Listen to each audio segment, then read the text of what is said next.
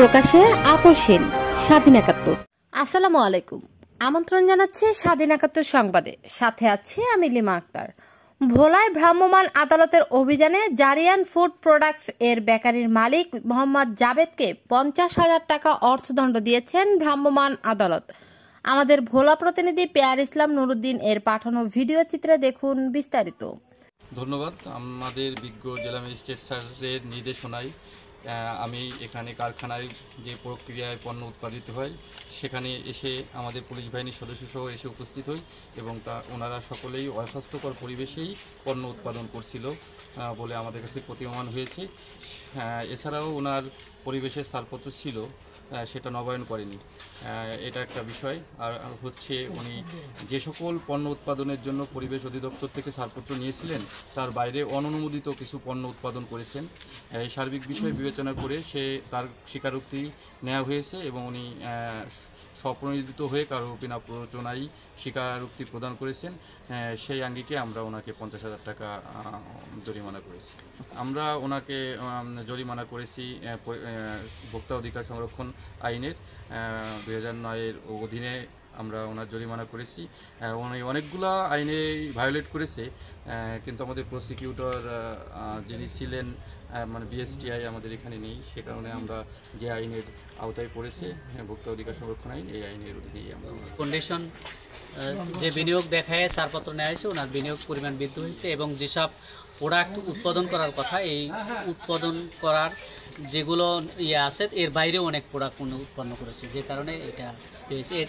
এটা আমাদের আজকে প্রসিকিউশন আমরা দিতে পারিনি, এই কারণে উনি যে অপরাধটা করেছে এটা ধারাটা মোবাইল কোড, আপনারা জানেন মোবাইল কোড অধ্যাদেশে এটা 2 বছর কারাদণ্ড এবং 2 লক্ষ টাকা অর্থদণ্ড এর বেশি, কিন্তু ওনার যে অপরাধটা করেছে এটা 2 বছরের বেশি কারাদণ্ড না হয়, যে কারণে এটা মোবাইল কোড অধ্যাদেশে আমরা অন্তর্ভুক্ত করতে পারি না বা এই আইনে আমরা পানিশমেন্টের ব্যবস্থা করতে পারি না। ওনার অপরাধটা বড় হওয়ার কারণে মোবাইল কোডে এটা অন্তর্ভুক্ত।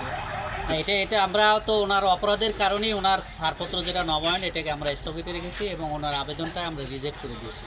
পরবর্তী সময় যদি ওনার এই রিজেক্ট উনি ফার্দার কোনো স্টেপ না নেয়, প্রয়োজনীয় কাগজপত্র সংগ্রহ না করে, আবেদন না করে, আমরা ওনার ছাড়পত্রটা বাতিল করে আইনের কাছে ইস্যু করতে পারি। Thank you.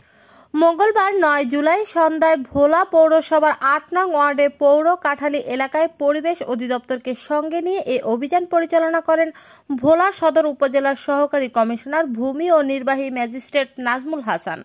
জারিয়ান বেকারি পরিবেশ অধিদপ্তরের ছাড়পত্র না নিয়ে অস্বাস্থ্যকর পরিবেশ বিএসটিআই এর অনুমোদন না নিয়ে দীর্ঘদিন যাবৎ পণ্য উৎপাদন করে আসছে, তাই জারিয়ান বেকারির মালিক জাবেদকে 50,000 টাকা জরিমানা করেছে ভ্রাম্যমাণ আদালত। এখানে আমার অনুসন্ধান থেকে আমি মনে করি যে সঠিক আছে। এখানে এটা রোবট জন্য বিএসটি দেয় না, বিএসটি এখন প্রক্রিয়াধীন আছে, আর আমি চেষ্টা করতেছি এটা প্রক্রিয়াধীন নেওয়ার জন্য বিএসটি থেকে কোনো কাগজপত্র ছাড়পত্র নেওয়ার জন্য। আর বাকি কাগজপত্র আমার টিপশন আছে। ভোলা সদর উপজেলার সহকারী কমিশনার ভূমি ও নির্বাহী ম্যাজিস্ট্রেট নাজমুল হাসান বলেন, ভোক্তা অধিকার সংরক্ষণ আইন 2009 ধারায় এই জরিমানা আদায় করা হয়। এদিকে স্থানীয়রা জানান, জারিয়ান ফুড প্রোডাক্টস এর বেকারির মালিক মোহাম্মদ জাবেদ আবাসিক এলাকায় এই ধরনের বেকারির কালো ধোঁয়ায় আচ্ছন্ন হয়ে শিশুরা মারাত্মক স্বাস্থ্য ঝুঁকির মধ্য দিয়ে পার করছে। তাই আবাসিক এলাকা থেকে এই ধরনের প্রতিষ্ঠান বিসিক শিল্প নগরীতে সরিয়ে নেওয়ার জন্য অনুরোধ জানান।